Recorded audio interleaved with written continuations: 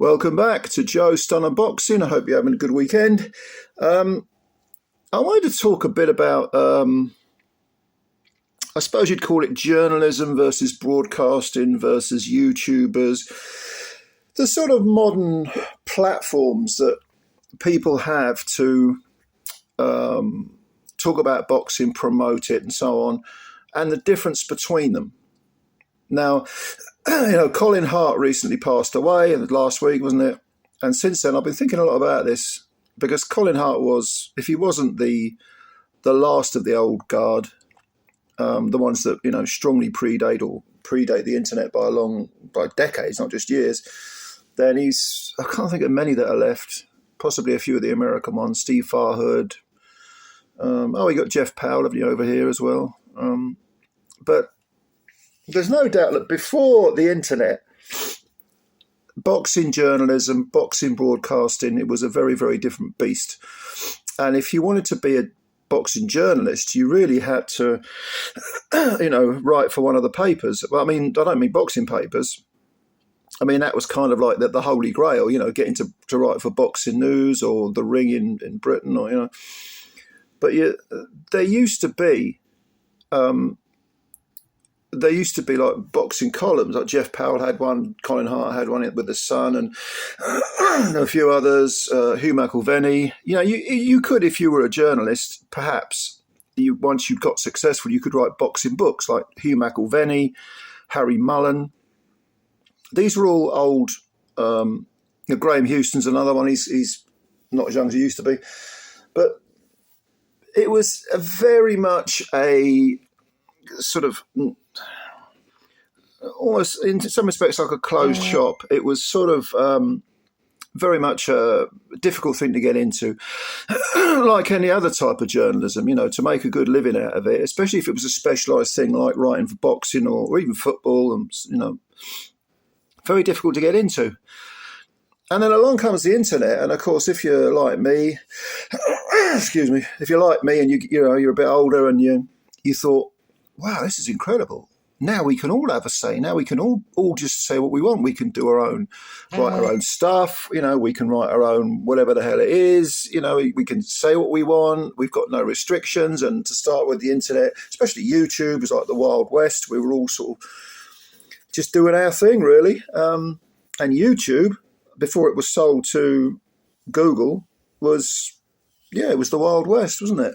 Since it's been sold to Google, and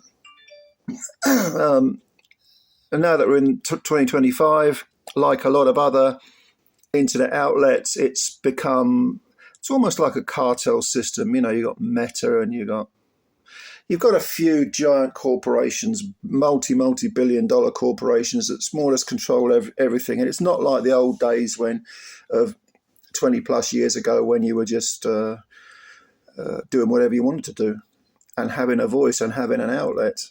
Now everything's restricted. You've got all this, all these bullshit rules and regulations, and it was much more fun in the old days. And it gave the man or woman on the street the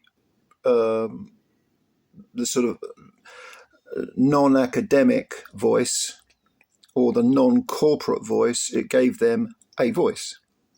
Now, there's a flip side to that, which, of course, with the advent of the internet, I've said this many times, you get a lot of fucking morons who have suddenly can shout the loudest and end up, every imbecile, every ignoramus, every bigot suddenly has a voice.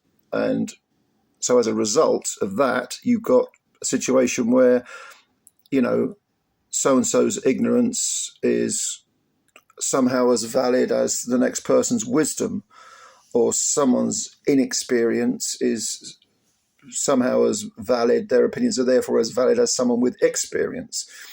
And that's the bad side of the internet. Any old fool can start a YouTube channel, and people can talk about whatever crap they want. They can peddle any sort of nonsense. And we've seen it being utilized by corporations, certainly by politicians, governments, and so on. And that's the downside of it. But if you're talking about boxing, I think YouTube is pretty much where, if you look at most of the broadcasters, the modern day broadcasters, and a lot of the writers as well, YouTube seems to be where a lot of them kind of started. And you have to ask yourself, well, if you start a YouTube channel, what is your intention?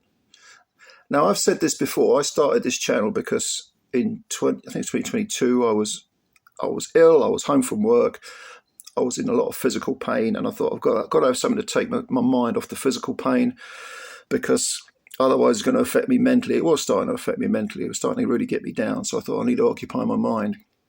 And I'd exchange, friendly messages with G-Man, who at the time I think might have had about 3, 4, 5,000 subscribers, not that many. Now, of course, he's got in the 20s somewhere, 22,000, 23,000. And I thought, I can do that. But there were an awful lot of boxing channels out there. And then it suddenly occurred to me, most of them are crap. Most of these people don't know what the hell they're talking about. Yeah, I'll give it a go. It'll occupy my mind. And 3.5 years later, I've got, 5,000, whatever it is, subscribers, which is incredible considering I was just a fan who wanted to connect with other boxing fans. I didn't then and don't now have any ambition to be a boxing journalist or a boxing broadcaster, which are two different things. Now, let's say that you start your YouTube channel and it gets popular and you think, I'd love to work for DAZN or Queensberry or BT Sports or Top Rank or whatever the hell it is. Well, to me, it seems that your hands are, you want to be a broadcaster, but your hands are somewhat tied with respect to the freedom that you have if you're just a YouTuber who wants to make videos on the fly and say whatever he or she wants to. Because if you're a broadcaster, you've got to be careful what you say. And I think we know why, because people get blackballed. If you want those, journalistic accreditations, you can't be too outspoken. Even though most YouTubers who want to be broadcasters are not journalists. They still get the passes to go there and interview the fighters and do all that stuff like journalists used to do. And it's a very, very different thing being a broadcaster to being a journalist.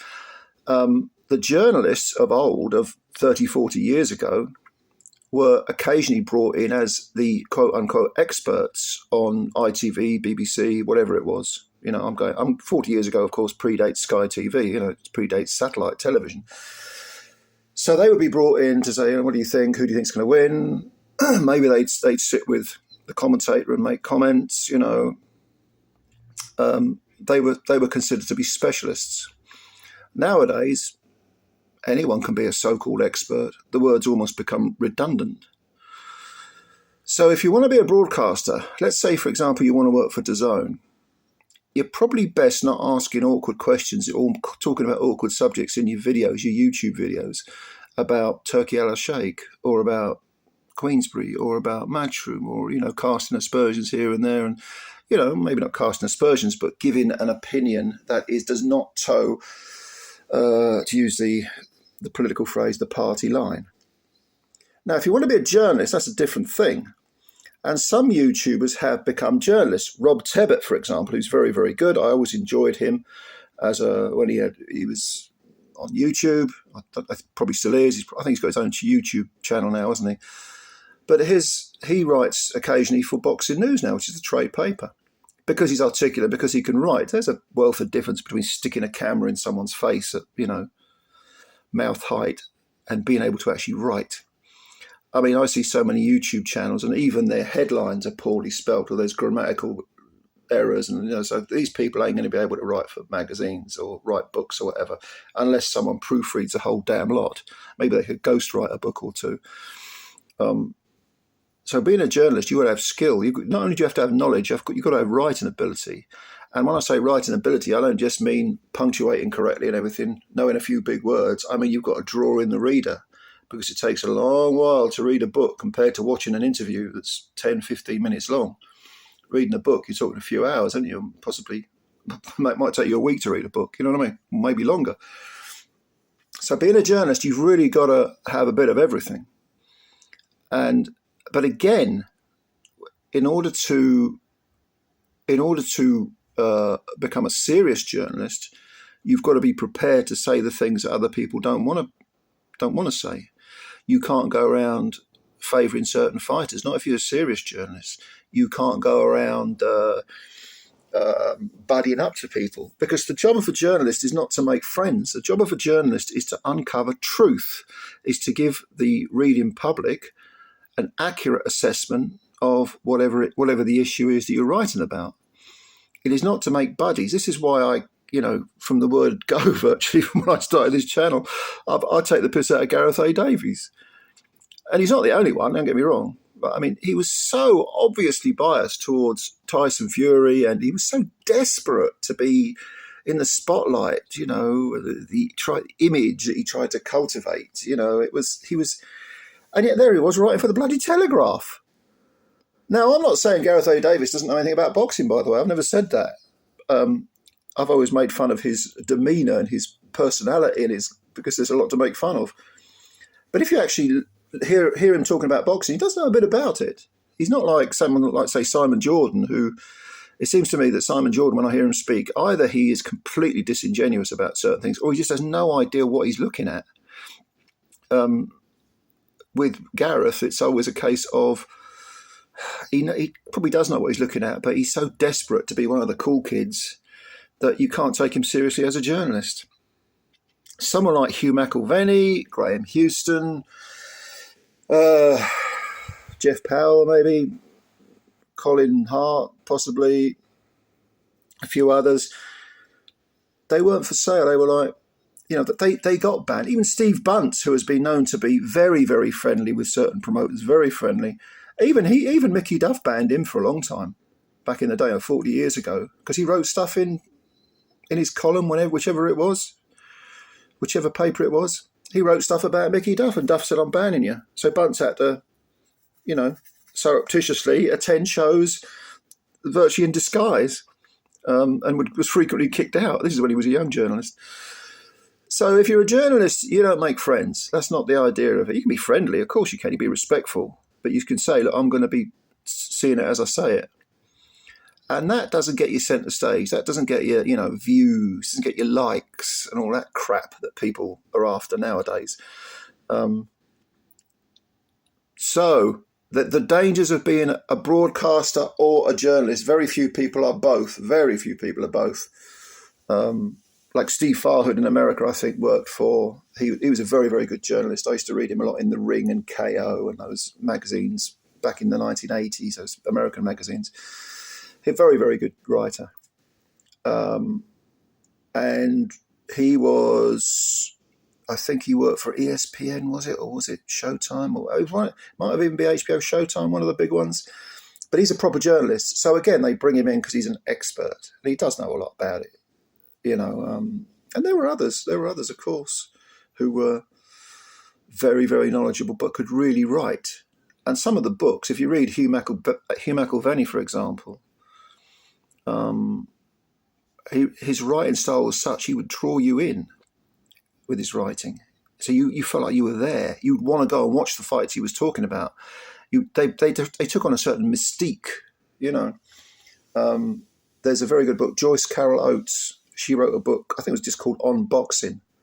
That's very, very good. Very good. Harry Mullen wrote a book, I can't remember the name of it, but Harry Mullen was a very good writer. He was one of the former editors of Boxing News. He's passed away now, died of cancer a long time ago, 20 plus years ago. But anyway, I think there's no substitute for good boxing writing, because it does educate and it draws you in. And if you want to be a serious writer, certainly if you want to be a historian of the game, it ain't just about having a YouTube channel. I do this channel because it's a good laugh. Great fun. I enjoy it. I've met a lot of good people, a lot of you guys. Some of you run other channels, some of you don't, but I've corresponded with you and, you're terrific. I enjoy meeting other fans, but I'm just a fan with a channel. Nothing wrong with that. Nothing wrong with that at all. But if you're a YouTuber and you want to be a broadcaster or a journalist, you've got to be careful what you say. Otherwise, doors are going to get slammed in your face. So I just thought I'd say that. Just thought I'd put that out there. the difference between broadcasters, journalists, YouTubers, the modern platforms of boxing. If you've got any opinions, let me know what you think. Leave your opinions below. A few people, by the way, have commented on my lights that I've got above. They say it's kind of Studio 54 or a bit like a Tart's Boudoir. All of the above, I think, you know.